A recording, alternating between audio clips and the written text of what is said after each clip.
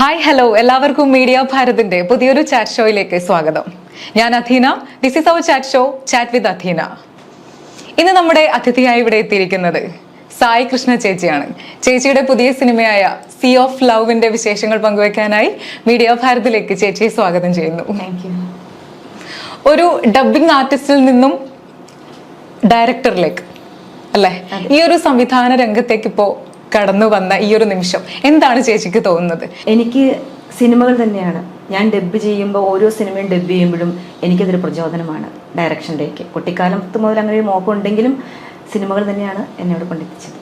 Dubbing ഫീൽഡിൽ നിന്നും സംവിധായിക എന്ന ആ ഒരു ഫീൽഡിലോട്ട് മാറുമ്പോൾ ചേച്ചിക്ക് പ്രചോദനം നൽകിയത് അല്ലെങ്കിൽ പ്രേരണയായി തീർന്നത് അങ്ങനെ ഒരു വ്യക്തി ഉണ്ടാവില്ലേ, അതാരാണ്? ഞാൻ ചെറുപ്പം മുതലേ എനിക്ക് പത്മനാഭൻ സാർ, ഭാരതൻ സാർ ഇവരുടെയൊക്കെ സിനിമകൾ ഭയങ്കര ഇഷ്ടമായിരുന്നു. വലുതായ കുറച്ചുകൂടെ പ്രായമായപ്പോൾ ജയരാജ് സാറിൻ്റെ സിനിമകളോട് ഭയങ്കര ഇഷ്ടം തോന്നി തുടങ്ങി. ഞാൻ മ്യൂസിക് കോളേജിൽ, ചെമ്പൈ സംഗീത കോളേജിലാണ് പഠിച്ചത്. അവിടെ പഠിച്ചുകൊണ്ട സമയത്തായിരുന്നു സോപാനം സിനിമ ചെയ്യാൻ വന്നത്. എൻ്റെ പ്രിൻസിപ്പളൊക്കെ സോപാനത്തിൽ ഒരു ചെറിയ വേഷം ചെയ്തു. ഞങ്ങളുടെ സീനിയറായിരുന്ന മനോജ് ചേട്ടനും മഞ്ജു ചേച്ചിയൊക്കെ പാടി. അപ്പോൾ ജയരാജ് സാറൊക്കെ ആ പരിസരത്ത് വന്നു എന്ന് പറയുമ്പോൾ കാണാൻ തിരക്കൂട്ടലും കാണാൻ പോലുകളും, പക്ഷെ എനിക്ക് കാണാൻ സാധിച്ചില്ല. ഞാൻ വളരെ നിരാശയായിട്ട് വന്നു. ഞാൻ പ്രിൻസിപ്പൽ സാറിൻ്റെ ഒക്കെ ഒരു വേഷം, ഒരു സീൻ കാണാൻ വേണ്ടിയിട്ട് ഞങ്ങൾ കോളേജിൽ നിന്ന് എല്ലാവരും സിനിമയ്ക്ക് പോകുന്നു. അപ്പോൾ അന്ന് മുതൽ എനിക്ക് ഭയങ്കര ഇഷ്ടമായിരുന്നു സാറിൻ്റെ സിനിമയോടും സാറിൻ്റെ സംവിധാനത്തോടൊക്കെ. സാറിനെ നേരിട്ട് കാണാനൊക്കെ ഭയങ്കര ആഗ്രഹമായിരുന്നു. അങ്ങനെ ആ സാറിൻ്റെ നമ്മൾ ഡബ്ബിംഗ് ആർട്ടിസ്റ്റായിട്ട് ഫീൽഡിൽ വന്നതിന് ശേഷം സാറിൻ്റെ നമ്പർ മേടിച്ചു. സാറുമായിട്ട് ഇങ്ങനെ നേരിട്ട് കാണാനൊരു അവസരം ഉണ്ടാക്കി. സാറിൻ്റെ പടത്തിലൊരു ചെറിയൊരു വേഷം എനിക്കായിട്ട് തന്നപ്പോൾ ഞാനിങ്ങനെ എൻ്റെ ആഗ്രഹം പറഞ്ഞു. അപ്പോൾ സാറ് പറഞ്ഞു തീർച്ചയായിട്ടും വന്ന് നിന്നോളൂ എന്ന് പറഞ്ഞു. അങ്ങനെ സാറിൻ്റെ ഒപ്പം നിൽക്കാൻ പറ്റിയത്, കൂടെ അഭിനയിച്ചിട്ടുണ്ടോ? ഒരു ചെറിയൊരു പടം, അത് ഭയങ്കര നിൽക്കാൻ പറ്റിയത് എനിക്ക് ഭയങ്കര ഒരു ഭാഗ്യമായി. കാരണം സാറിൽ നിന്നൊരു സംവിധാനം, ഒരു സിനിമ എങ്ങനെ രൂപപ്പെടുന്നത് മാത്രമല്ല നമുക്ക് പഠിക്കാനുള്ളത്, ഒരു മനുഷ്യൻ അനുഷ്ഠിക്കേണ്ട സംസ്കാരങ്ങൾ മുഴുവനും ഉണ്ട്. കാരണം ഒരു ഡയറക്ടറുടെ സംസ്കാരമാണ് ആ സിനിമയുടെ ആ ലൊക്കേഷൻ മുഴുവനും. അതുകൊണ്ട് സാറിൽ നിന്ന് പഠിക്കാൻ ഒത്തിരി കാര്യങ്ങളുണ്ട്. അതുകൊണ്ട് ജീവിതത്തിലും കൂടി ചില പാഠങ്ങൾ എനിക്ക് സാറിൽ നിന്ന് പഠിക്കാൻ പറ്റിയിട്ടുണ്ട്. അത് ഇനിയും സാറിൻ്റെ ഒപ്പം വർക്ക് ചെയ്യണമെന്ന് എനിക്ക് ഭയങ്കര ആഗ്രഹമാണ്. എപ്പോഴാണെങ്കിലും സാർ വിളിച്ചിട്ടുണ്ടെങ്കിലും, സാറിൻ്റെ ക്രോസ് പ്രൊഡക്ഷൻ ഇരിക്കുമ്പോഴാണെങ്കിലും അതെനിക്ക് ഭയങ്കര പ്രചോദനമാണ്. അതാർക്കാണെങ്കിലും അതെ, നന്നായിട്ട് നമ്മളെ ധൈര്യം നൽകും, നമുക്ക് സ്വാതന്ത്ര്യം നൽകും. ഒരു സ്ക്രിപ്റ്റൊക്കെ ആണെങ്കിലും കൊണ്ടു തന്നിട്ടുണ്ടെങ്കിൽ സാറിന് നമുക്ക് അഭിപ്രായം പറയാനുള്ള സ്വാതന്ത്ര്യം നൽകും. അവിടെ ഒരു ഡയറക്ടർ അല്ലെങ്കിൽ അസിസ്റ്റൻ്റ് എന്നുള്ള മാറ്റി നിർത്തപ്പെടലൊന്നുമല്ല. നമ്മളൊന്ന് മാറി നിൽക്കുകയാണെങ്കിൽ കയറി നിൽക്കുക, അത് കണ്ടു പഠിക്കൂ എന്നുള്ള രീതിയിൽ നമ്മളോട് സഹകരിക്കും സാറ്. സാറ് തന്നെയാണ് എനിക്ക് ഇങ്ങനെ ഒരു അവസരം തന്നതിൽ ഞാൻ വളരെ പ്രാർത്ഥനയോടെയും വളരെ ഭക്തിയോടെയും കാണുന്നത്. ഓക്കെ, അപ്പോൾ ഈ ഡബ്ബിങ്ങിൽ നിന്നുമാണല്ലോ ഡയറക്ഷനിലോട്ട് വന്നിട്ടുള്ളത്. അപ്പോൾ ഡബ്ബിങ്ങിന്റെ അനുഭവങ്ങൾ ഉണ്ടാവില്ലേ, അതൊന്ന് പങ്കുവെക്കാമോ? ഡബ്ബിങ് എനിക്ക് എപ്പോഴും ഒരു ഹരമാണ്. ഒരു ശബ്ദത്തിന് വേണ്ടി പോയാലും 9 ശബ്ദം കൊടുത്തു വന്നാലും എനിക്ക് തൃപ്തിയാവുള്ളൂ. എന്ത് സങ്കടങ്ങളുണ്ടായാലും ജീവിതത്തിന്റെ ഏത് അവസ്ഥയിലൂടെ വന്നാലും ഡബ്ബിങ് സ്റ്റുഡിയോയിലേക്ക് കയറി ആ മൈക്കിന്റെ മുന്നിൽ നിന്നിട്ടുണ്ടെങ്കിൽ പിന്നെ ഞാൻ എല്ലാം മറക്കും. ഇപ്പോഴും എൻ്റെ ഒരു ആത്മാവിൽ അലിഞ്ഞിരിക്കുകയാണ് ഡബ്ബിങ്. എനിക്കൊരു ഭയങ്കര ഒരു സന്തോഷകരമായ ഒരു എനർജിയാണ് ഫീൽ ചെയ്യുന്നത് ചെയ്യുമ്പോൾ. പുതിയ ഡയറക്ടർ ആയിട്ടുള്ള ഒരു എക്സ്പീരിയൻസ് എങ്ങനെയുള്ളതായിരുന്നു? ഡയറക്ടർ ആയിട്ടുള്ള എക്സ്പീരിയൻസ് എന്ന് പറഞ്ഞിട്ടുണ്ടെങ്കിൽ എനിക്ക് ഡബ്ബിങ്ങിന് പോകുമ്പോൾ ഒരു ടെൻഷൻ ഉണ്ടായിരുന്നില്ല. ഡയറക്ഷൻ എനിക്ക് അസിസ്റ്റ് ചെയ്യുമ്പോൾ ടെൻഷൻ ഉണ്ടായിരുന്നു, ഭയങ്കര ടെൻഷനായിരുന്നു എനിക്ക്. ജയരാജ് സാറിൻ്റെ കൂടെ വർക്ക് ചെയ്യുമ്പോഴൊക്കെ, അസോസിയേറ്റ് ചെയ്യുമ്പോഴൊക്കെ. പക്ഷെ സ്വന്തമായിട്ട് ഡയറക്റ്റ് ചെയ്യാൻ പോയപ്പോൾ ഞാൻ വളരെ ഹാപ്പി ആയിരുന്നു. എന്താണെന്ന് എനിക്കറിയില്ല. എൻ്റെ ചുറ്റും എന്നോടൊപ്പം സഹകരിച്ച അസോസിയേറ്റ്സും അതുപോലെ ചിത്രാഞ്ജലി യൂണിറ്റ് അംഗങ്ങളും എൻ്റെ സുഹൃത്തുക്കളും ക്യാമറാമാനും പിന്നെ എൻ്റെ നാട്ടുകാരും പിന്നെ ആർട്ടിസ്റ്റുകൾ, അതായത് കോട്ടയം രമേശ്വരനെ പോലുള്ള വലിയൊരു ആർട്ടിസ്റ്റൊക്കെ കൂടെ ഉണ്ടെങ്കിലും അവരുടെയൊക്കെ ആ പെരുമാറ്റം കൊണ്ട് ഞാൻ വളരെ ഹാപ്പി ആയിരുന്നു. ഞാൻ അവിടെ ഒരു ഡയറക്ടറാണെന്ന് എനിക്ക് ഫീൽ ചെയ്തില്ല. ഞാൻ അവിടെ ഓടി നടക്കുമായിരുന്നു. ഞാനിപ്പോഴും എല്ലാവരെയും ശ്രദ്ധിക്കപ്പെടുന്ന, അല്ലെങ്കിൽ എൻ്റെ കൂടെ അപ്പോഴും വിചാരമാണ് ജയരാജ് സാർ ഒപ്പമുണ്ട്, എവിടെയോ നിൽക്കുന്നുണ്ട്, ഞാനവിടെ അസോസിയേറ്റ് ആണെന്നുള്ള ധാരണയിലൂടെ ഓടി നടക്കുമ്പോൾ ഇടയ്ക്ക് ക്യാമറമാൻ പറയും ഡയറക്ടറാണ് ഇവിടെ വന്നിരിക്കുന്നു പറയുമ്പോഴായിരിക്കും എനിക്ക് ഓർമ്മ വരുന്നത്. കാരണം എൻ്റെ മുന്നിൽ എപ്പോഴും, എൻ്റെ പരിസരത്ത് എപ്പോഴും സാറിൻ്റെ ഒരു പ്രസൻസ് എനിക്ക് ഫീൽ ചെയ്തിരുന്നു. അതുകൊണ്ട് എനിക്ക് ഭയങ്കര ഹാപ്പി ആയിരുന്നു, ഒരു ടെൻഷൻ തോന്നിയില്ല. നല്ല കാര്യമല്ലേ നമ്മുടെ കൂടെ ഉണ്ട് എന്നുള്ള ഒരു തോന്നൽ ഉണ്ടാവുന്നത്. അതെ അതെ അതെ. പിന്നെ അതേപോലെ പുതിയ സിനിമ കന്നി സിനിമയാണ് അല്ലേ, സിനിമയെ പറ്റിയിട്ടുള്ള വിശേഷങ്ങൾ പറയൂ. ഞാൻ ചെറുപ്പം മുതലേ അനുഭവിച്ചും കണ്ടും കേട്ടും വളർന്ന ഒരു സബ്ജക്റ്റാണ് ഞാൻ എൻ്റെ ആദ്യ സിനിമയിൽ എടുത്തത്. ഇന്ന് നമുക്ക് സമൂഹത്തിൽ ഏറ്റവും കൂടുതൽ ചർച്ച ചെയ്യപ്പെട്ടിരുന്ന ആ ഒരു വിഷയമാണ് ഞാൻ എൻ്റെ സിനിമയായിട്ട് കൊണ്ടുവന്നിരിക്കുന്നത്. ഏത് വിഷയമാണ്? അതായത് LGBTQIA+ എന്ന് പറഞ്ഞാൽ ആ വിഷയമാണ് ഞാനിവിടെ കൊണ്ടുവന്നിരിക്കുന്നത്. അവരോട് നമ്മുടെ സമൂഹം ഇന്ന് ചർച്ച ചെയ്യപ്പെടുന്ന, ഇന്ന് കാണിക്കുന്ന ഒരു അവഗണനയും ഒരു പരിഹാസവും അതിനൊക്കെ എതിരായിട്ടുള്ളൊരു സിനിമയാണ്. അവരെ കൂടുതൽ സപ്പോർട്ട് ചെയ്യുന്ന സിനിമയാണ് എൻ്റെ സീ ഓഫ് ലവ്. ഓക്കെ, അപ്പോൾ ഈ ഒരു കമ്മ്യൂണിറ്റിയിലുള്ള ആൾക്കാരുടെ പൂർണ്ണ പിന്തുണ ചേച്ചിക്ക് ഉണ്ടായിട്ടുണ്ടോ? എനിക്ക് ഈ ഒരു കമ്മ്യൂണിറ്റിയിലെ ആൾക്കാരായിട്ട് അങ്ങനെ കൂടുതൽ സൗഹൃദങ്ങളില്ല. IFFK നമ്മൾ IFFK സിനിമ കാണാൻ പോകുമ്പോൾ അവിടെ നമുക്ക് ഒത്തിരി ഫ്രണ്ട്സിനെ കിട്ടുമെങ്കിലും ഇങ്ങനെയുള്ള വിഷയങ്ങളെ കൂടുതൽ ചർച്ച ചെയ്യില്ല. അവരോടൊപ്പം പാട്ടുപാടി അവരോടൊപ്പം സൗഹൃദം എൻജോയ് ചെയ്ത് പോരും എന്നേ ഉള്ളൂ. ഇപ്പം ജയരാജ് കൂടെ വർക്ക് ചെയ്യാൻ പോകുമ്പോഴും അവിടെ മേക്കപ്പ് ആയിട്ട് വരുന്നവരും ഇങ്ങനെയാണ്. പക്ഷെ എന്നാലും അവരോടൊപ്പം സഹകരിച്ച് പോകുന്നേ ഉള്ളൂ. അല്ലാതെ അധികമുള്ള ഒരു സൗഹൃദങ്ങളോ അങ്ങനെ ഇടപെടലുകളോ ഒന്നും എനിക്ക് ഉണ്ടായിട്ടില്ല. പക്ഷെ ഞാൻ ശ്രദ്ധിച്ചിരുന്നു അവരനുഭവിക്കുന്ന ഓരോ അവസ്ഥകളും. നമ്മൾ ട്രെയിനിൽ യാത്ര ചെയ്യുമ്പോഴാണെങ്കിലും ബസ് സ്റ്റോപ്പിൽ നിൽക്കുമ്പോഴാണെങ്കിലും സമൂഹത്തിലൂടെ അവർ പോകുമ്പോൾ മറ്റുള്ളവരുടെ പ്രതികരണങ്ങൾ ഞാൻ എപ്പോഴും ശ്രദ്ധിച്ചിരുന്നു.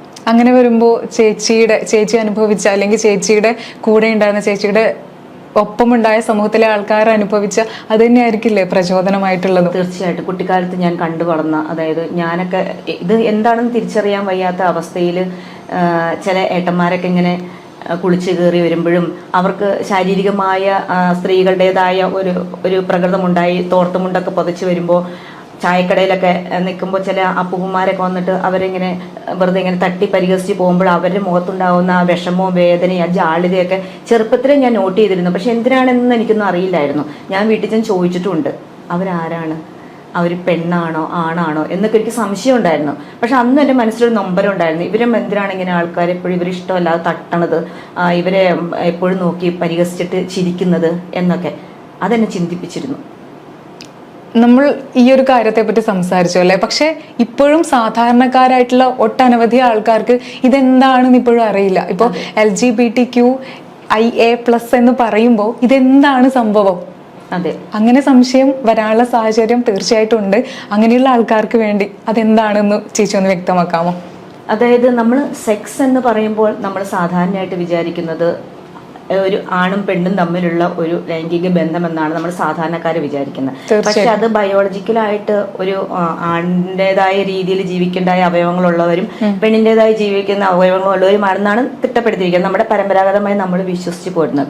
ഇതിനിടയ്ക്കൊരു വിഭാഗക്കാരുണ്ട്, ആണിൻ്റെതായ ബാഹ്യമായ അവയവങ്ങളും പക്ഷെ എൻ്റെ ഉള്ളില് യൂട്രസും ഉള്ളവരും, തിരിച്ച് പെണ്ണിൻ്റെതായതും അങ്ങനെയുള്ളവരും കൂടി ഉണ്ട്.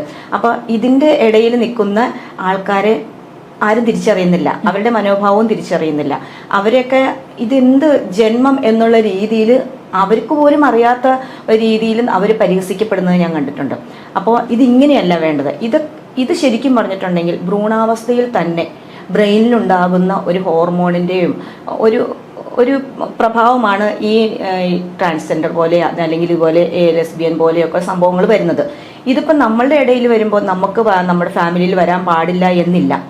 നമ്മൾക്കിതൊന്നും ഇല്ല എന്ന് വിചാരിച്ചിട്ട് നമ്മൾ കേമന്മാരുമല്ല, ഇവർക്കിതൊക്കെ ഉണ്ട് എന്ന് വിചാരിച്ചിട്ട് ഇവർ പരിഹസിക്കപ്പെടേണ്ടവരുമല്ല. ഇതൊക്കെ ഒരു ജന്മന അത് നമ്മൾക്ക് ഭ്രൂണാവസ്ഥയിൽ കിട്ടുന്ന ഒരു ഹോർമോൺ ചേഞ്ചാണ്. ഒരു രോഗം വരുന്നു എന്ന് പറയുന്നത് പോലെ ഒരു ഹോർമോൺ ചേഞ്ചാണ്. പക്ഷെ ഇത് രോഗാവസ്ഥയുമല്ല. അതിനെ നമ്മൾ സമൂഹം മനസ്സിലാക്കുന്നില്ല. അത് എന്താണെന്ന് മനസ്സിലാക്കുന്നത് സ്വന്തം വീട്ടുകാർ പോലും അതിനെ മനസ്സിലാക്കുന്നില്ല. ഒരു കുഞ്ഞു ചെറുപ്പത്തിൽ വളർന്നു വരുമ്പോൾ അവരുടെ മനസ്സ് മനസ്സിലാക്കാതെ, അവൻ്റെ അവസ്ഥകൾ മനസ്സിലാക്കാതെ, അവൻ ഏത് രീതിയിലാണ് പോകുന്നതെന്ന് മനസ്സിലാക്കാത്തവരാണ് പലരും. സ്വന്തം വീട്ടിലുള്ളവർ മനസ്സിലാക്കാത്തപ്പോൾ പിന്നെ ബന്ധുക്കളോ സമൂഹത്തിലുള്ളവരോ മനസ്സിലാക്കുമോ? ഇല്ല. ആ ഒരു ഭയം തന്നെയായിരിക്കാം ഇവർ ഇതുപോലെ ചിന്തിക്കും. അവരതുകൊണ്ടായിരിക്കില്ലേ സ്വന്തം വീട്ടിൽ നിന്ന് ഇറങ്ങി മറ്റുള്ളവരത്തേക്ക് പോകുന്നത്. ഇപ്പൊ സ്വന്തം വീട്ടിൽ, അതായത് അമ്മ കൂട്ടുകുടുംബമൊക്കെ ആണെങ്കിൽ അമ്മാവനോ വല്യച്ഛനോ കൊച്ചച്ഛനോ ആരൊക്കെ ഉണ്ടാവും. പക്ഷെ അവരിൽ നിന്നൊക്കെ ഇതുപോലുള്ള ഇവരോടുള്ള മോശമായ പെരുമാറ്റങ്ങളും പ്രവണതകളും ഒക്കെ അനുഭവിക്കുന്ന ഓരോരുത്തർ ഇന്റർവ്യൂലൊക്കെ പറഞ്ഞു ഞാൻ കേട്ടിട്ടുണ്ട്. ഇഷ്ടംപോലെ അവസ്ഥകളുണ്ട്. എന്നിട്ട് പോലും വീട്ടിലുള്ളവർ ഇത് അറിയുന്നില്ല. എന്താണ് അതായത് ഇവരുണ്ടാക്കി തീർത്ത എന്തോ ഒരു ചീത്തപ്പേര് പോലെയാണ് സമൂഹം ഇവരെ കാണുന്നത്. ഇവർക്ക് ഇത് ജന്മനാ കിട്ടിയ ഒരു സംഭവമാണെന്ന് ആരും മനസ്സിലാക്കി പെരുമാറുന്നില്ല. അതുകൊണ്ട് ഇവർ സമൂഹത്തിൽ വളരെയധികം മാനസികമായ ബുദ്ധിമുട്ടുകൾ അനുഭവിക്കുന്നു. രോഗാവസ്ഥ തന്നെ ഉണ്ടാവുന്നു ഇവർക്ക്. ഇവരോട് സമൂഹം കാണിക്കുന്ന ഈ പരിഹാസങ്ങളും ഈ പീഡനങ്ങളും അതുപോലെ തന്നെ ഇവരെ വേർതിരിച്ച് കാണലൊക്കെ ഇവരെ ചിലപ്പോൾ ഒരു ക്രൂരമായ മാനസികാവസ്ഥയിലേക്ക് തന്നെ നയിക്കാം. അപ്പൊ ഇവര് എന്തൊക്കെയാ ചെയ്യണമെന്ന് ഇവർക്ക് പോലും അറിയില്ല. ഇവരെങ്ങനെ ഉണ്ടാക്കി തീർക്കുകയാണ്. ഇവരെ മാത്രം മാറ്റി നിർത്തപ്പെടുകയാണ്. എന്തിനാണ് മാറ്റി നിർത്തപ്പെടുന്നത് എന്നുള്ളൊരു ചിന്ത ഓരോ വീട്ടിലും ഓരോ കുടുംബത്തിലും ഓരോ അംഗങ്ങളും അല്ലെങ്കിൽ മുതിർന്ന ആളുകൾ അതിനൊരു ക്ലാസ് കൊടുക്കേണ്ടതാണ്. എന്തിനാണ് നമ്മുടെ ക്ലാസ്സിലാണെങ്കിലും നമ്മൾ പഠിക്കുന്നിടത്താണെങ്കിലും ഇങ്ങനെ ഒരു വിഭാഗക്കാര് കമ്മ്യൂണിറ്റിയിലുള്ള അംഗങ്ങളുള്ളപ്പോൾ എന്തിനാണ് അവരോട് വേർതിരിവ് കാണിക്കുന്നത്? എന്തുകൊണ്ട് അവരെ ചേർത്ത് നിർത്തുന്നില്ല? അവർ നമ്മുടെ ഒപ്പം കൂട്ടുന്നില്ല? എന്നത് നമ്മൾ തന്നെ, അതായത് നമുക്ക് ഇതിനെക്കുറിച്ച് ഒരു സിലബസ് തന്നെ വേണ്ടിയിരിക്കുന്നു ഇന്നത്തെ കാലഘട്ടത്തിൽ. അതെ, ഞാൻ അറിഞ്ഞ ആ ഒരു നിലവെച്ച് പറയുന്നതാണ്. അതായത് എല്ലാവർക്കും ചേച്ചിയോട് ഒരു പ്രത്യേക സ്നേഹം, അതേപോലെ കെയറിങ് അങ്ങനെയൊക്കെ ഉള്ളതായിട്ടാണ് ഞാൻ അറിഞ്ഞിട്ടുള്ളത്. പിന്നെ അതായത് നമ്മുടെ വീട്ടിലെ കുട്ടി അങ്ങനെയാണ് ചേച്ചിയെ ഒരുവിധ ആൾക്കാരൊക്കെ കാണുന്നത്. ഇങ്ങനെ ഒരു സമീപനം ഉണ്ടാവാനുള്ള കാരണം എന്താണെന്ന് ചിന്തിച്ചിട്ടുണ്ടോ? അത് എൻ്റെ നാട്ടുംപുറം, എൻ്റെ പാലക്കാട് തന്നെയായിരിക്കും. ഞങ്ങൾ മലബാറുകാർ, പാലക്കാട്, കോഴിക്കോട്, കണ്ണൂരൊക്കെ ഉള്ളവര് പ്രത്യേകിച്ച് വളരെയധികം സ്നേഹമുള്ളവരാണ്. എല്ലാവരെയും മനസ്സിലാക്കി വളരെ വിനയത്തോടെയൊക്കെ പെരുമാറുന്നവരായിരിക്കും. എൻ്റെ നാടിന്റെ സംസ്കാരമായിരിക്കും അത്. അതെനിക്ക് പകർന്നു കിട്ടിയല്ലേ? തീർച്ചയായിട്ടും. പിന്നെ ഒരു പക്ക ഒരു പാലക്കാട്, മണ്ണാർക്കാട്, കൈതച്ചിറ, കുന്തിപ്പുഴയുടെ തീരം, സൈലന്റ് വാലിയുടെ പരിസരത്തൊക്കെ കളിച്ചു വളർന്ന ഒരു വ്യക്തിയാണ് ഞാൻ. കാടിനോടും മണ്ണിനോടും ഒക്കെ കൂട്ടുകൂടി നടന്ന വ്യക്തിയാണ് ഞാൻ. എപ്പോഴും അവിടുത്തെ പാലക്കാടൻ കാറ്റും ആസ്വദിച്ച് പ്രകൃതിയുമായിട്ട് ഇഴുകിച്ചേർന്ന് വളർന്നതാണ് ഞാൻ. അത് നമ്മൾ പറയില്ലേ, തീയിൽ കുരുക്ക് വെയിലത്ത് പാടില്ല എന്നൊക്കെ പറഞ്ഞ പോലെ എപ്പോഴും എനിക്ക് അതുപോലെ തന്നെ പ്രചോദനമാണ് എൻ്റെ നാട്. അപ്പൊ അതുകൊണ്ടായിരിക്കും അങ്ങനെ തോന്നുന്നത്. അപ്പൊ ഇവിടെ മാത്രല്ല, നാട്ടുകാർക്കും ഏറെ പ്രിയങ്കരിയാണ്. അങ്ങനെയാണ്. കാരണം ഞാൻ അങ്ങനെ നാട്ടിലെ കുട്ടി പോലെയാണ് ചെറുപ്പം മുതലേ തന്നെ. ഒരു പെൺകുട്ടികൾ പെൺകുട്ടികൾ അടങ്ങിയിരിക്കേണ്ടതായ രീതിയിലും അങ്ങനെ ഒന്ന് അടങ്ങിയിരിക്കാൻ ഉള്ള രീതി ഉണ്ടായിരുന്നില്ല. എല്ലാവരുടെ ഈ വെക്കേഷനൊക്കെ ആകുമ്പോൾ നമ്മളും അതെ മാമ്പഴം പറക്കാൻ മാവിൽ കയറിയിട്ടും പുഴയിൽ ചാടിയും നീന്തിയും തുടിച്ചും ഒക്കെ നടന്ന ഒരു കുട്ടിക്കാലമായിരുന്നു. ബാല്യമൊക്കെ നന്നായിട്ട് എൻജോയ് ചെയ്ത് ജീവിച്ചതാ. അപ്പൊ നമുക്ക് എല്ലാവരുടെയും മനസ്സുമായിട്ട് ഇടപഴകിയതുകൊണ്ട് എല്ലാവരെയും നമുക്ക് അറിയാതെ തിരിച്ചറിയാൻ ഒരു പ്രേരണ തരുമല്ലോ ഉള്ളിന്റെ ഉള്ളില്. അതായിരിക്കും. അപ്പൊ അവരെ കൂടി ഒരു നിമിഷം ഓർക്കാനിട വന്നു. അതുകൊണ്ട് തന്നെ എന്റെ മൂവി ലൊക്കേഷനും ഞാൻ എന്റെ നാട്ടില് പാലക്കാടാണ് തിരഞ്ഞെടുത്തത്. അതുമല്ല, ഭരതൻ സാറിന്റെ ലൊക്കേഷൻ എനിക്കത് ആഗ്രഹം ഉണ്ടായിരുന്നു. ഞാൻ ഏറ്റവും കൂടുതൽ സിനിമ എന്റെ ഗുരുവിന്റെ ലൊക്കേഷനാണ് പറങ്കിമല ചെയ്ത ലൊക്കേഷൻ. അത് തന്നെയാണ്, ആ താഴ്വാരത്ത് തന്നെയാണ് ഞാൻ എൻ്റെ ഫസ്റ്റ്. അതും എൻ്റെ വലിയൊരു ആഗ്രഹമായിരുന്നു. പറങ്കിമല ഞാൻ കുറേ പ്രാവശ്യം കണ്ട പടമാണ്. അപ്പോൾ അവിടെ തന്നെ ആ പുഴയുടെ തീരത്ത് തന്നെ എനിക്കും ഇങ്ങനെ ഷൂട്ട് ചെയ്യണമെന്ന് ഭയങ്കര ആഗ്രഹമായിരുന്നു. അതും എന്തോ അനുഗ്രഹമായി തോന്നുന്നു. അത് ഭയങ്കര അനുഗ്രഹമായി. അത് നാട്ടുകാരുടെ സഹകരണത്തോടു കൂടി തന്നെ ഞാൻ അവിടെ തന്നെ വെച്ച് ആ സിനിമ ചെയ്തതെന്ന് പറയുമ്പോൾ എനിക്ക് ഭയങ്കര സന്തോഷം. നല്ല കാര്യം. ഇനി അതുപോലെ നമ്മുടെ സിനിമയെ പറ്റി കൂടുതൽ അറിയാനായിട്ട് താല്പര്യമുണ്ട്. ഇതിൽ അഭിനയിച്ച ആൾക്കാരെ പറ്റിയും ഹെൽപ്പ് ചെയ്ത ആൾക്കാരെ പറ്റിയും ബാക്കിയുള്ള ഒരു കാസ്റ്റ് ആൻഡ് ക്രൂവിനെ പറ്റി. ഓക്കെ, ഇതിൽ ഹെൽപ്പ് ചെയ്തത് നമുക്ക് ഏറ്റവും കൂടുതൽ സൗഹൃദം. നമുക്ക് സിനിമയിൽ നിന്ന് എനിക്കൊരു പ്രൊഡ്യൂസർ കിട്ടിയിട്ടില്ല. ഞാൻ സിനിമയിൽ ഡബിങ് ഫീൽഡിൽ വന്നിട്ട് വർഷങ്ങളായെങ്കിലും അതിനൊപ്പം തന്നെ ഇത് ഇങ്ങനെ അലച്ചിലുണ്ടായിരുന്നു. പക്ഷെ എനിക്ക് സിനിമയിൽ നിന്നൊരു പ്രൊഡ്യൂസർ കണ്ടെത്താൻ കിട്ടിയില്ല എനിക്ക്. പക്ഷെ എനിക്ക് കിട്ടിയത് എൻ്റെ സൗഹൃദങ്ങളിൽ നിന്നും IFFKയിലെ യാത്രകളിൽ നിന്നുമൊക്കെയാണ്. വിൻറീൽസിൻ്റെ ജിബിനു ചക്കോ ജേക്കബ് എന്ന് പറഞ്ഞ പ്രൊഡ്യൂസർ എനിക്ക് കിട്ടിയത്. അദ്ദേഹം, ഞാനൊരു പുതുമുഖ സംവിധായികയായിട്ട് പോലും വിശ്വസ്തയോടെ ആ കഥ ചെയ്യാനായിട്ട് മുന്നോട്ട് വരികയും ഒരു പ്രൊഡ്യൂസർ എന്ന നിലയിലല്ല അദ്ദേഹം പെരുമാറിയത്. അതായത് സിനിമയിൽ യാതൊരുവിധ കൈകടത്തലുകളും അദ്ദേഹം ഉണ്ടായിരുന്നു. അദ്ദേഹം അതിനെ നല്ലൊരു മെയിൻ ക്യാരക്ടർ ചെയ്തിട്ടുണ്ട്. അദ്ദേഹത്തിൻ്റെ ക്യാരക്ടറുമായിട്ട് എഴുതി ചേർന്നതല്ലാതെ നമ്മളുടെ സിനിമയായിട്ട് ഒന്ന് അഭിപ്രായം പറയാൻ പോലും അദ്ദേഹം വന്നിരുന്നില്ല. പിന്നെ എല്ലാ സപ്പോർട്ടും ഉണ്ടായിരുന്നു. സിനിമ കഴിഞ്ഞിട്ട് പോലും ഇപ്പോൾ പോലും അദ്ദേഹം വളരെ എനർജി ആയോടുകൂടി മറ്റു വർക്കുകൾ കൂടി ചെയ്തുകൊണ്ടിരിക്കുന്നു. നമ്മുടെ കൂടെ എപ്പോഴും ഉണ്ട് അദ്ദേഹം. അദ്ദേഹത്തിൻ്റെ ആ ഒരു പ്രോത്സാഹനം എനിക്ക് കിട്ടി. അങ്ങനെ പിന്നെ അതുപോലെ തന്നെ കോട്ടയം രമേശ് ചേട്ടൻ ഇത്രയും പ്രശസ്തനായ ഒരു ആർട്ടിസ്റ്റ്. അതുപോലെ തന്നെ അദ്ദേഹം അത്രമാത്രം തിരക്ക് പിടിച്ചൊരു സമയത്തായിരുന്നു എൻ്റെ പടത്തിൽ അഭിനയിച്ചത്. രാത്രി ഉറക്കളച്ച് അവിടെ അഭിനയിച്ചിട്ടാണ് പകൽ ഇങ്ങോട്ട് വന്നത്. അതും എനിക്കൊരു എക്സ്പീരിയൻസും അദ്ദേഹം കണ്ടിട്ടല്ല, പക്ഷെ എന്തോ അദ്ദേഹത്തിന് നല്ല മനസ്സുകൊണ്ട് അതിനെ സഹകരിച്ചു. പിന്നെ സീനത്തേച്ചി ഒരു സ്ത്രീ ഡയറക്ടർ എന്ന നിലയിൽ എല്ലാ റെസ്പെക്റ്റും തന്നിട്ട് സ്ത്രീകളെ മേഖലയിലേക്ക് വരണം എന്ന് സപ്പോർട്ട് ചെയ്തിട്ടാണ് ഈ കഥാപാത്രത്തെ വളരെ ആത്മാർത്ഥത്തോടെ അവതരിപ്പിച്ച്. പിന്നെ ദിൽഷയ്ക്ക് വളരെ തിരക്കുള്ള സമയമായിരുന്നു. ദിൽഷയ്ക്ക് കുറേ പ്രോഗ്രാമുകളൊക്കെ അറ്റൻഡ് ചെയ്തതിനു ശേഷമാണ്. പക്ഷെ എൻ്റെ കഥ കേട്ട് അതിനോട് ഇഷ്ടമായതുകൊണ്ടാണ് ദിൽഷയും മീര നായരും ഇതിനകത്ത് ദിൽഷ പ്രസന്ന മീര നായരും ഇതിനകത്ത് അഭിനയിച്ചത്. മീര നായർ അതുപോലെ തന്നെ ഞാൻ ഒരു പടത്തിൽ മീര നായർക്ക് വോയിസ് കൊടുത്തിട്ടുണ്ടായിരുന്നു ഞാനും. അപ്പോൾ എനിക്ക് തോന്നി എനിക്ക് നിശബ്ദമായ ഭാവങ്ങളുള്ള ഒരു ആർട്ടിസ്റ്റിനെയാണ് എനിക്ക് വേണ്ടതെന്ന് തോന്നി. അങ്ങനെ മീരയായിട്ട് സംസാരിച്ച് ഇങ്ങനെ ഒരു ക്യാരക്ടർ വന്നപ്പോഴത്തേക്കും മീരയ്ക്ക് ഭയങ്കരമായിട്ട് ഇഷ്ടമായി. അങ്ങനെ ഇവരുടെയൊക്കെ ഈ കഥ കേട്ടുകൊണ്ടുള്ള ഇഷ്ടം കൊണ്ട് എല്ലാവരും ഒരേ മനസ്സോടെ തന്നെ അവിടെ സഹകരിച്ചു. അതുകൊണ്ട് എനിക്ക് വളരെ എളുപ്പമായിട്ട് ഈ സിനിമയെ മുന്നോട്ട് കൊണ്ടുപോകാൻ സാധിച്ചു.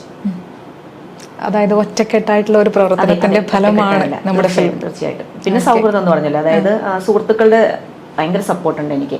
അപ്പം എൻ്റെ കൂടെ ഞാനിതിൻ്റെ കഥയും തിരക്കഥയും സംവിധാനവും, പക്ഷെ കഥയ്ക്ക് എൻ്റെ കൂടെ ദേവകൃഷ്ണൻ എന്ന് പറഞ്ഞ എൻ്റെ സുഹൃത്തും കൂടി ഉണ്ട്. ഞങ്ങൾ രണ്ടുപേരും കൂടിയാണ് ഈ കഥ എഴുതിയത്. ദേവന്റെ സപ്പോർട്ട് പറഞ്ഞറിയിക്കാൻ പറ്റുന്നതല്ല. കാരണം സിനിമയിലേക്ക് എത്തിയതും ഈ സിനിമ ചെയ്യാനും ഇവിടെ ഈ കസേരയിൽ ഇരിക്കാൻ തന്നെ കാരണം അത്രയുള്ള നല്ല സുഹൃത്തിൻ്റെയാണ്. അതുപോലെ ഒരു സൗഹൃദം നമുക്ക് ഏറ്റവും വലിയ എനർജിയാണ് നമുക്ക് ജീവിതത്തെ മുന്നോട്ട് നയിക്കാൻ പോലും. അപ്പോൾ സൗഹൃദം ഇതിന് വലിയൊരു കാരണവും കൂടിയാണ്. ഇങ്ങനെ ഒരു സിനിമ അത് സമൂഹം ഏത് രീതിയിൽ സ്വീകരിക്കും എന്നാണ് ചേച്ചിക്ക് തോന്നുന്നത്? ഇരുകൈയും നീട്ടി സ്വീകരിക്കുമോ, അതോ വലിയൊരു എതിർപ്പ് കാണാനായിട്ട് പറ്റുമോ? എന്താണ് തോന്നുന്നത്? ഇത് ഇരുകൈ നീട്ടി സ്വീകരിക്കുന്ന ഒരു സിനിമയല്ല. കാരണം സമൂഹത്തിൽ അധികവും സാധാരണക്കാർ ചിന്തിക്കുന്നത് ഇങ്ങനെയുള്ള ഒരു കമ്മ്യൂണിറ്റിയെ വളരെയധികം നെറ്റി ചുളിച്ചൊക്കെ ആയിരിക്കും ആലോചിക്കുന്നത്. അതുകൊണ്ട് ഇത് വിമർശിക്കപ്പെടുന്ന ഒരു സംഭവമാണ്. പക്ഷെ എന്നാലും സമൂഹത്തിൽ പലർക്കും ഈ സിനിമ കാണുമ്പോൾ ഇവരോട് ഇങ്ങനെയല്ല പെരുമാറേണ്ടത്, എന്തിനാണ് നമ്മൾ ഇവരോട് ഇങ്ങനെ പെരുമാറുന്നത് എന്നൊരു ചോദ്യം സ്വയം ചോദിക്കാൻ തോന്നും. കാരണം അതുപോലെയുള്ള ഒരു കഥയിലൂടെയാണ് ഈ സിനിമ പോകുന്നത്. നമ്മൾ ഇവരോട് ഇങ്ങനെയൊന്നും കാണിക്കേണ്ട കാര്യമില്ല. അവരെ തിരിച്ചറിഞ്ഞ് അവരുടെ ജെൻഡർ എന്താണെന്ന് തിരിച്ചറിഞ്ഞിട്ട് അവരെ അതിനനുസരിച്ച് ജീവിക്കട്ടെ എന്ന് ഈ സിനിമ കണ്ടു കഴിയുമ്പോൾ ചിലപ്പോൾ തോന്നാൻ സാധ്യതയുണ്ട്. കാരണം അതുപോലൊരു അവസ്ഥകളിലൂടെയാണ് ഇന്ന് അവർ കടന്നു പോകുന്നത്. അവർക്ക് സമാധാനം നൽകുന്ന എന്താണോ, അവർ മറ്റാരെയും ദ്രോഹിക്കാനൊന്നും വരുന്നില്ല. അവർക്ക് ഇഷ്ടമുള്ളത്, നമുക്ക് ഇഷ്ടമുള്ളതൊക്കെ നമ്മൾ ചെയ്യണില്ലേ, അവർക്ക് ഇഷ്ടമുള്ളതിനോട് അവർ ചെയ്യുന്നു. അപ്പോൾ അതിനോട് നമ്മൾ സപ്പോർട്ട് ചെയ്യുക എന്നുള്ളതാണ് ഏറ്റവും കൂടുതൽ, അവരെ ചേർത്ത് നിർത്തുക എന്നുള്ളത്. അപ്പോൾ അതുകൊണ്ട് സമൂഹം ഒരുപക്ഷെ ഇത് കണ്ടു കഴിയുമ്പോൾ എൻ്റെ ഒരു പ്രതീക്ഷയാണ് കേട്ടോ, അങ്ങനെ ആവും. ചിലപ്പോൾ കുറച്ച് പേരെങ്കിലും അങ്ങനെ ചിന്തിക്കാതിരിക്കില്ല, അവരോട് അലിവോ സ്നേഹവും തോന്നാതിരിക്കില്ല എന്ന് ഞാൻ പ്രതീക്ഷിക്കുന്നു. അതായത് ഈ ബയോളജിക്കൽ ഫാക്ടറും സോഷ്യൽ ഫാക്ടറും അതിനെ മാറ്റി നിർത്തി ഞാനൊരു മനുഷ്യനാണ്, എൻ്റെ ഉള്ളിൽ ഇതുപോലുള്ള വികാര വിചാരങ്ങളൊക്കെ ഉണ്ട്, അതിനനുസരിച്ച് ഞാൻ എൻ്റെ ജെൻഡർ ഐഡന്റിറ്റിക്ക് അത് പ്രകാരമാണ് ജീവിക്കേണ്ടത് എന്ന തോന്നൽ അത് സ്വാഭാവികമായിട്ടുള്ള തോന്നൽ തന്നെയല്ലേ. ഇതൊരു മാറാ രോഗമായിട്ടാണ് പലരും കാണുന്നത്. ഇങ്ങനെയൊരു ബന്ധമുണ്ടാകുന്ന ഒരു മാനസിക രോഗമാണ്, അല്ലെങ്കിൽ വേറെ എന്തെങ്കിലും ശാരീരിക പ്രക്രിയ കൊണ്ടുവന്ന രോഗമാണെന്ന് കരുതിയിട്ട് വരെ ആളുകൾ ചികിത്സയ്ക്ക് പോകാനും ഇവരെ പ്രേരിപ്പിക്കുന്നുണ്ട്. പക്ഷെ ഇതൊരു രോഗമല്ല, ഇത് രോഗാവസ്ഥയല്ല എന്ന് സമൂഹം മനസ്സിലാക്കണം. മനസ്സിലാക്കിയിട്ടാണ് ഇവരോടൊപ്പം നിൽക്കേണ്ടത്. അപ്പോഴാണ് ഇവരെ സ്നേഹിക്കാനും ഇവരുടെ സ്നേഹം നമുക്ക് ആവശ്യമുണ്ട്. സ്നേഹം എന്ന് പറയുന്നത് എല്ലാവരും തരുമ്പോൾ അത് ഉൾക്കൊള്ളുമ്പോഴേ മനസ്സിലാകുന്നത് ഇത് ഇന്നവരുടെ സ്നേഹം എന്ന് പറഞ്ഞ് മാറ്റി നിർത്തപ്പെടുന്ന അവരുടെ സ്നേഹത്തിന് കുറച്ച് മാധുര്യം കൂടും, ഇവരുടെ സ്നേഹത്തിന് കുറച്ച് കയ്പിങ്ങനെയൊന്നുമില്ല.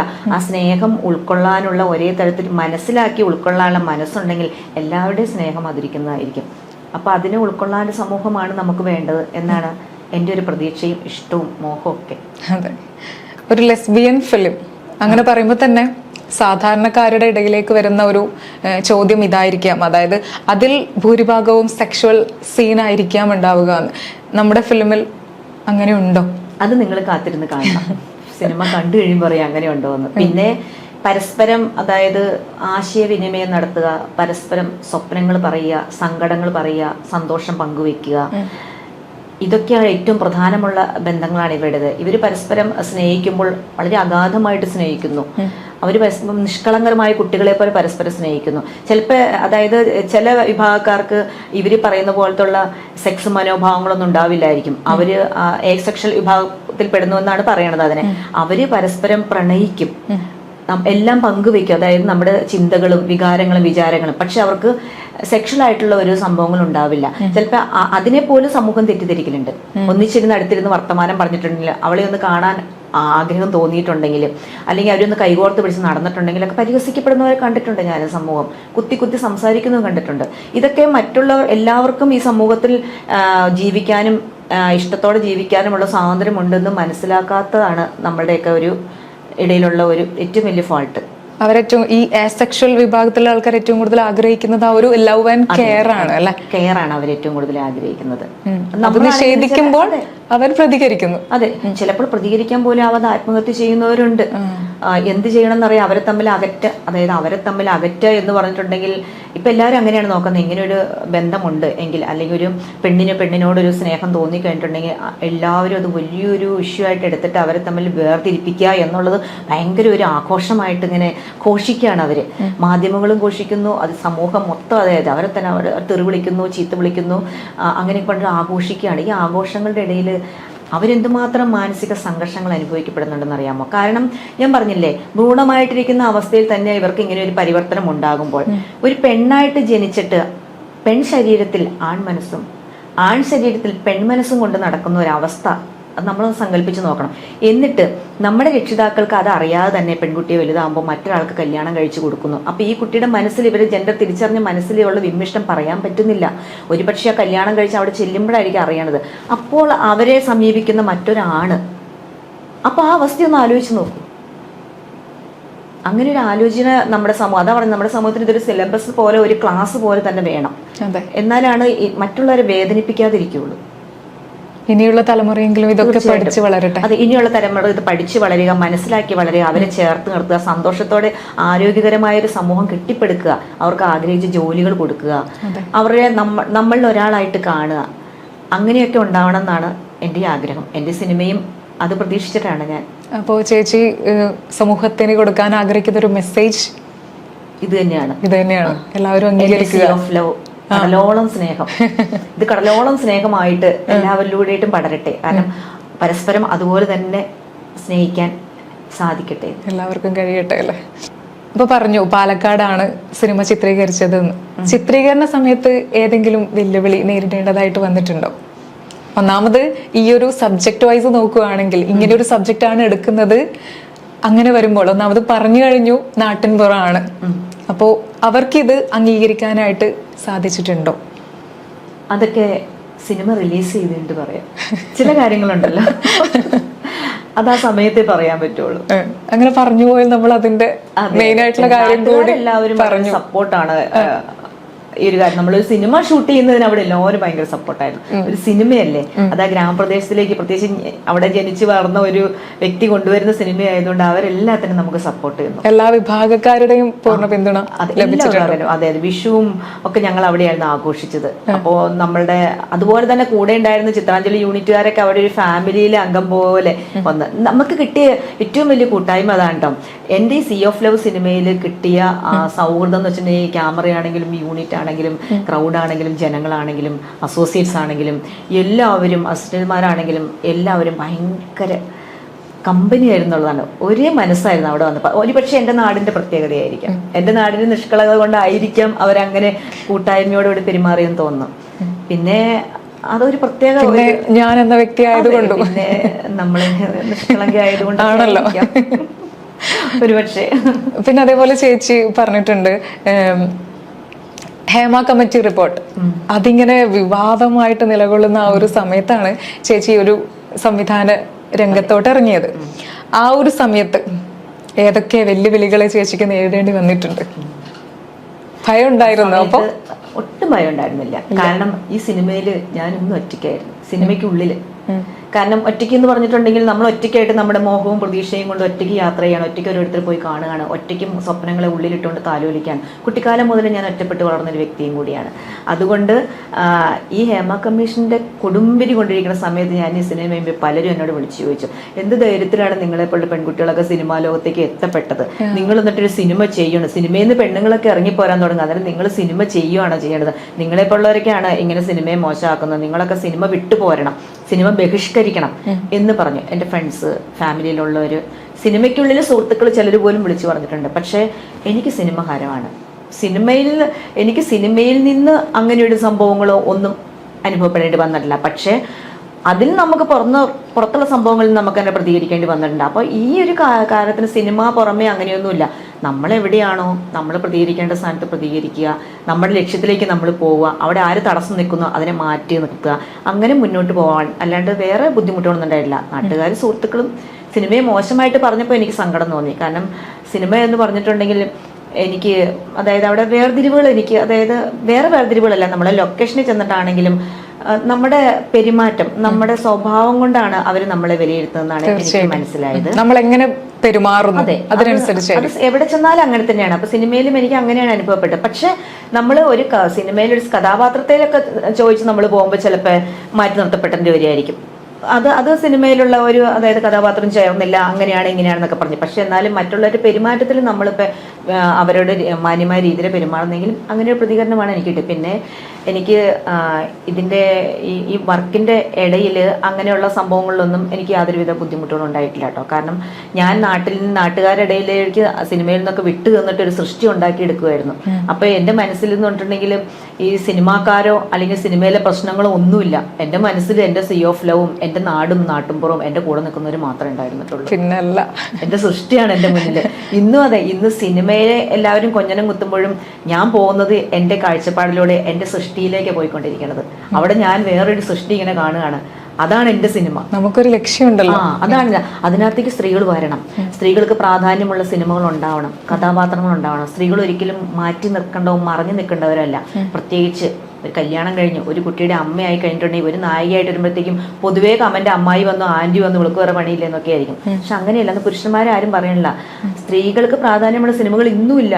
ഇന്ന് ഞാനിപ്പോ ഒരു കഥാപാത്രം തിരഞ്ഞെടുക്കാനായിട്ട് നോക്കിയപ്പോൾ കാണാം, നമുക്ക് മനസ്സിൽ പറയുന്ന കഥാപാത്രം മനസ്സിൽ പറ്റിപ്പിടിച്ചിരിക്കുന്ന ഒരു ആർട്ടിസ്റ്റിനെയും ഓർമ്മ വരുന്നില്ല. അതും പണ്ട് മേനക, അംബിക അങ്ങനെയുള്ള കാലഘട്ടങ്ങളിലൊക്കെ എത്രയെത്ര മാധവീരിക്കൊക്കെ എത്രയെത്ര സ്ത്രീ കഥാപാത്രങ്ങളുണ്ട് നമുക്ക് ഓർമ്മിക്കാൻ. ഇന്നൊന്നുമില്ല. അപ്പോഴേ എനിക്ക് അതിനു മുമ്പേ എൻ്റെ മനസ്സിലുണ്ടായിരുന്നു സ്ത്രീകൾക്ക് പ്രാധാന്യമുള്ള സിനിമകൾ ചെയ്യണം, ടെക്നിക്കൽ മേഖലയിലേക്ക് സ്ത്രീകൾ വരണം, സ്ത്രീകൾ കൊണ്ട് സിനിമ സജീവമാകണം. സിനിമാ മേഖല അതായത് അതൊരു വലിയൊരു കലാരൂപമായിട്ട് വളർന്നു പോകണം. അതായത് നമ്മൾ കഥകളി, ഓട്ടംതുള്ളൽ എന്നൊക്കെ പറയുന്ന പോലെ ആദരിക്കുന്ന ബഹുമാനിക്കപ്പെടുന്ന ഒരു കലാരൂപമായിട്ട് സിനിമ കൊണ്ടുവരണം. അത് സ്ത്രീകൾ മുന്നോട്ട് തന്നെ ഇറങ്ങണം. അതെ, ചില വിവാദങ്ങൾ ഇങ്ങനെ ഉണ്ടാവുമ്പോൾ അവരിങ്ങനെ വിചാരിക്കുമ്പോ സിനിമ എന്ന് പറയുന്നത് ഇങ്ങനെയാണോ, അതിന്റെ ഉള്ളിൽ ഇങ്ങനെയൊക്കെയാണോ സംഭവിച്ചുകൊണ്ടിരിക്കുന്നത്. എല്ലാ മേഖലകളിലും ഉണ്ട്, എല്ലാ മേഖലകളിലും ഈ ഒരു പരിപാടി ഉണ്ട്. ഉദാഹരണത്തിന് അമ്പലത്തിൽ തൊഴാനായിട്ടോ അല്ലെങ്കിൽ ഏതെങ്കിലും ദേവാലയങ്ങൾ അമ്പലത്തിൽ തന്നെ എടുത്തു പറയല്ല, തൊഴാനായിട്ട് ക്യൂ നിൽക്കുമ്പോൾ വരെ പുറയും തോണ്ടൽ കിട്ടിയിട്ടുണ്ട് എനിക്ക്. എൻ്റെ അനുഭവം കൊണ്ടാണ് ഞാൻ പറയണത്.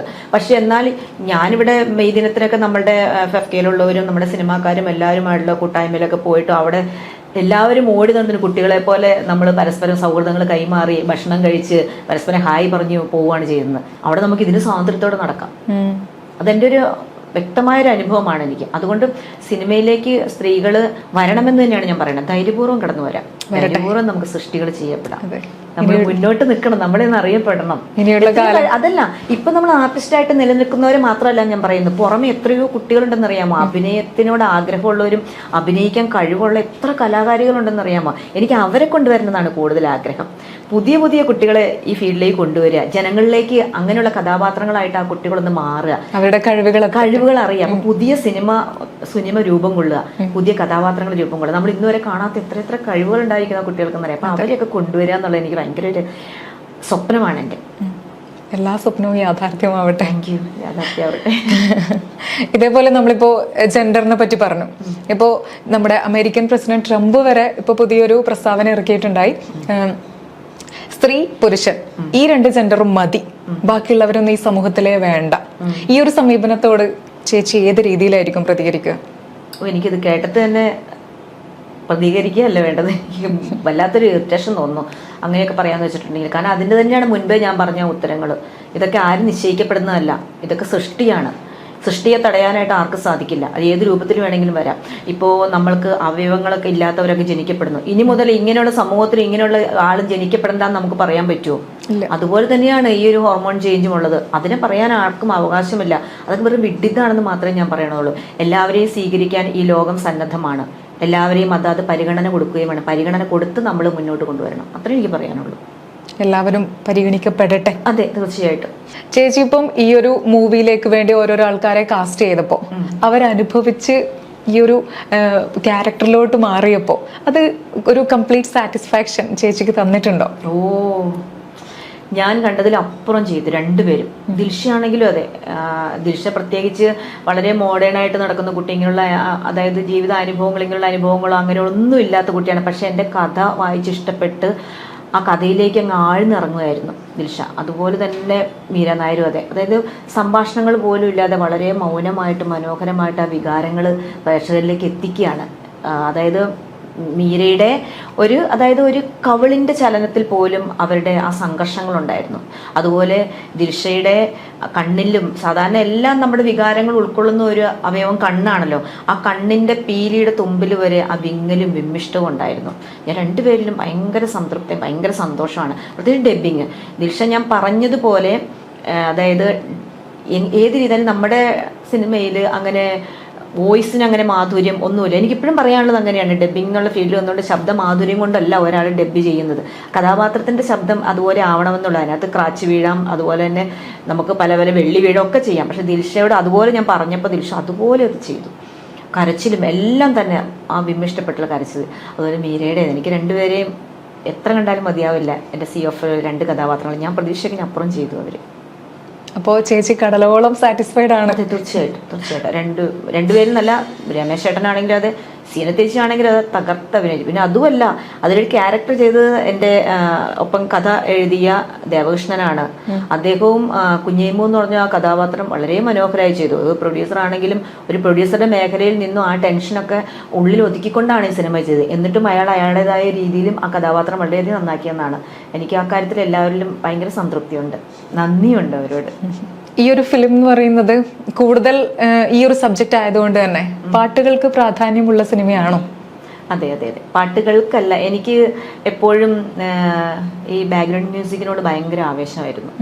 പ്രത്യേകിച്ച് എന്നെ കുറേ സ്വാധീനിച്ചിട്ടുണ്ട്. എന്നാലും ഐ.വി. സാറിന്റെ ഫിലിമില് ആ ബാക്ക്ഗ്രൗണ്ട് മ്യൂസിക് എനിക്ക് ഭയങ്കര ഇഷ്ടമാണ്. ഞാൻ ചെറുപ്പം മുതലേ അതിങ്ങനെ കേൾക്കുമ്പോൾ, ആരൂഢം സിനിമയെ കാണുമ്പോൾ നമ്മൾക്ക് ഇങ്ങനെ വെറുതെ ഇരിക്കുമ്പോഴും അത് വരുമായിരുന്നു. അപ്പോൾ എൻ്റെ സിനിമയിലും ബാക്ക്ഗ്രൗണ്ട് മ്യൂസിക്കിനും വളരെ പ്രാധാന്യം വേണം എന്ന് എനിക്ക് ഭയങ്കര ആഗ്രഹം. രഞ്ജിത്ത് മേലേപ്പാട്ട് ആണ് ബാക്ക്ഗ്രൗണ്ട് മ്യൂസിക് ചെയ്ത് റഷീദ് പാറക്കലിന്റെ വരികൾക്ക് റാസാബീഗമാണ് സംഗീതം. റാസാബീഗും ആലപിച്ചു, രണ്ടുപേരും കൂടിയിട്ട്.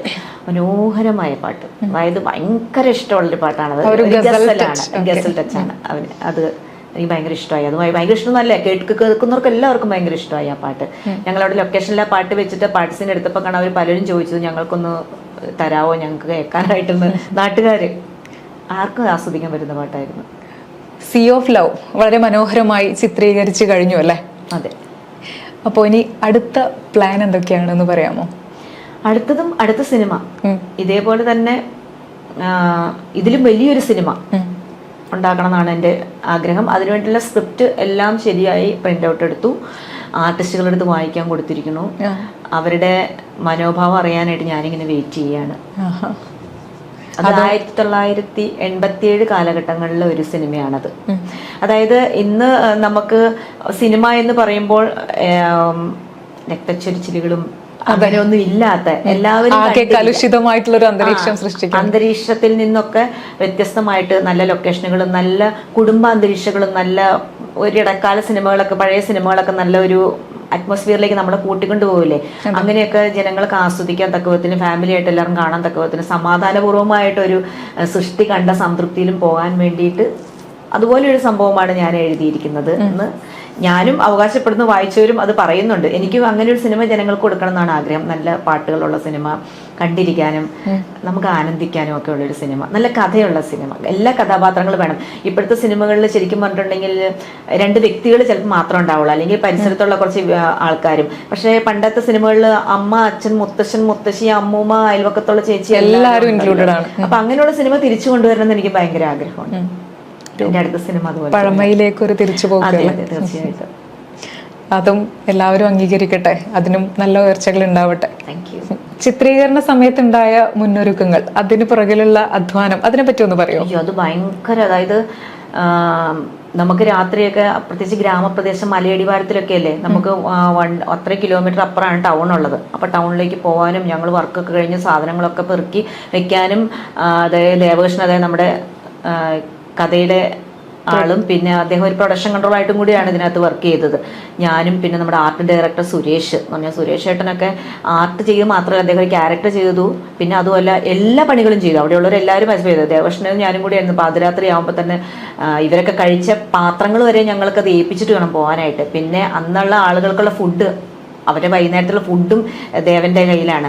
അതും ദേവൻ ചെയ്യണം, പ്രൊഡക്ഷൻ കൺട്രോളായിട്ടുള്ള വർക്കും ചെയ്യണം. പിന്നെ അതുപോലെ തന്നെ എന്നെ ഒന്ന് ഹെൽപ്പ് ചെയ്യാനായിട്ട് ഇടയ്ക്ക് വരണം. അപ്പം അതുകൊണ്ട് എല്ലാവരും പോയാലും ആ ലൊക്കേഷനിൽ നിന്ന് ഏറ്റവും അവസാനം പോയത് ഞാനും ദേവകൃഷ്ണനും ആർട്ട് ഡയറക്ടറായ സുരേഷ് ഏട്ടനുമായിരുന്നു. പിന്നെ പ്രൊഡ്യൂസർ എന്ന നിലയ്ക്കല്ല, അദ്ദേഹം ബാക്കി കാര്യങ്ങളിലൊക്കെ പ്രൊഡക്ഷൻ കൺട്രോൾ എന്ന നിലയിലൊക്കെ ഹെൽപ്പ് ചെയ്തു. എങ്കിലും ഈ അവസാനം ഓടുന്നത് വരെ, ലാസ്റ്റ് ഉറങ്ങുന്നതും ഏറ്റവും ആദ്യം ഉണർന്ന് ലൊക്കേഷനിൽ എത്തുന്നതും ഞങ്ങളായിരുന്നു രണ്ടുപേരും.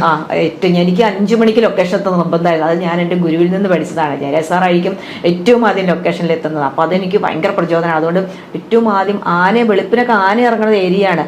എന്നാലും ഞാൻ ആ ലൊക്കേഷനിൽ വെളുപ്പിനെത്തിയിട്ട് ആന ഇറങ്ങണം എന്നുള്ള പേടി പോലും ഇല്ലാതെ ഞാൻ അടുത്ത ലൊക്കേഷൻ അപ്പം കണ്ടുപിടിക്കുകയാണ് ചെയ്തത്. നേരത്തെ കണ്ടുപിടിച്ചിരുന്നു എങ്കിൽ പോലും ഒരു സീനിൽ ഇത് പറ്റുമല്ലോ എന്ന് കരുതി ഞാനിങ്ങനെ കിലോമീറ്ററോളം താഴ്വാരത്തിലൂടെ പുഴത്തീരത്തിലൂടെ ഇങ്ങനെ നടക്കുമായിരുന്നു. പിന്നീടാണ് എന്നോട് പലരും പറഞ്ഞു ഇങ്ങനെ നടക്കരുതിട്ട്, വെളുപ്പിന് ഇവിടെ ആന ഇറങ്ങും, കാട്ടുപന്നികൾ ഇറങ്ങുന്ന സ്ഥലമാണെന്നൊക്കെ പറഞ്ഞു. പക്ഷെ സിനിമയോടുള്ള ആവേശം കൊണ്ട് അതൊക്കെ മറന്നുപോയി. അപ്പോഴും ദേവകൃഷ്ണൻ വന്നിട്ട് അഭിനയിക്കാൻ വരികയും ചെയ്യണം, ആ സീനും ചെയ്യണം, കഥാപാത്രത്തെ ഉൾക്കൊള്ളണം, പിന്നെ ബാക്കിയുള്ള പ്രോപ്പർട്ടീസ് എടുക്കാനും പോകണം. പ്രൊഡക്ഷൻ കൺട്രോളിൽ അസിസ്റ്റന്റ് ആയിട്ടും വേറെ ആരുമില്ല, അവിടുത്തെ ഗ്രാമത്തിൽ 2 പിള്ളേരൊക്കെ ഉള്ളൂ. അപ്പൊ എല്ലാത്തിനും ഭയങ്കരമായിട്ട് അധ്വാനിച്ച് ആർട്ടിസ്റ്റിനെ പിക്ക് ചെയ്യാൻ പോകണം, പാലക്കാട് വരെ പോകണം. അങ്ങനെ ഒത്തിരി കഷ്ടപ്പെട്ടു ഇവിടെ വരാനായിട്ട്. എല്ലാവരും കഷ്ടപ്പെട്ടു. അതിൻ്റെ ഒപ്പം ഇങ്ങനെ ഞങ്ങൾക്ക് 2 പേർക്കും ഈ ഉത്തരവാദിത്വം കൂടിയുണ്ട്. സിനിമ പ്രൊഡ്യൂസറോട് പറഞ്ഞ രീതിയിലും നന്നാക്കി ആ സമയത്ത് തീർത്തു കൊടുക്കുക എന്നുള്ള ഉത്തരവാദിത്വം കൂടി ഉള്ളതുകൊണ്ട് ആ ഒരു മാനസിക സംഘർഷവും കൂടി ഉണ്ടായിരുന്നു. പക്ഷെ എന്നാലും അതാണ് സൗഹൃദം എന്ന് പറഞ്ഞത്. സൗഹൃദത്തിന്റെ ആ ഒരു സ്നേഹത്തിൽ നമ്മളതെല്ലാം എൻജോയ് ചെയ്തു എന്നുള്ളതാണ്. അലിഞ്ഞൊലിഞ്ഞു പോയി. അതൊരു ബുദ്ധിമുട്ടായിട്ടോ ഇറിറ്റേഷനായിട്ടൊന്നും തോന്നിയില്ല. അതൊക്കെ ഭയങ്കര ആവേശമായിരുന്നു. കാരണം സിനിമയാണല്ലോ നമ്മുടെ ഏറ്റവും വലിയ പാഷൻ. ഈ കഷ്ടതകളുടെ ഒക്കെ ഒരു റിസൾട്ട് ഇരട്ടി മധുരം നൽകട്ടെ. നൽകിയാൽ മതിയായിരുന്നു. ഞാൻ പ്രതീക്ഷിക്കുന്നുണ്ട് ഒത്തിരി. ഇനി അങ്ങനെ അല്ലെങ്കിൽ പോലും എനിക്ക് വളരെയധികം സന്തോഷമുണ്ട്, സംതൃപ്തിയുണ്ട്. ആദ്യമായിട്ട് ഇങ്ങനെയൊരു സിനിമ സമൂഹത്തിന് കൊടുക്കാൻ കഴിഞ്ഞതിനെ കുറിച്ച്. ഒരു സ്ത്രീ എന്ന ലെവലിൽ എനിക്കങ്ങനെ ചെയ്യാൻ പറ്റിയില്ല എന്നുള്ളതിൽ ഭയങ്കര സന്തോഷമുണ്ട് എനിക്ക്. ഒരുപാട് ഉയർച്ചകൾ ഉണ്ടാവട്ടെ ലൈഫിൽ. ഒരു വലിയ സംവിധായക ആവട്ടെ, സമൂഹം അംഗീകരിക്കട്ടെ, സമൂഹം അറിയപ്പെടട്ടെ. Thank you.